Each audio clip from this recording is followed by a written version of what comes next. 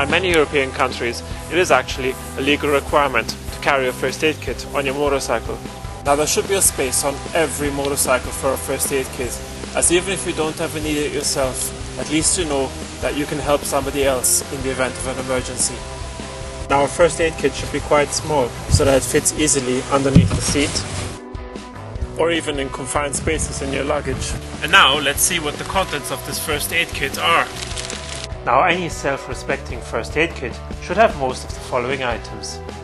Plasters in a variety of sizes, bandages, blanket, gloves, tape, scissors, cleaning towels and other items which first aid services recommend you carry with you. So make sure that you always have your first aid kit on you, and if you're traveling through Europe and you found out that you've forgotten yours back home, and if you're passing through Germany or Austria, just pop into your next Polo Motorrad store. The link to find the store closest to wherever you are at the moment is provided below this video, and get your first aid kit.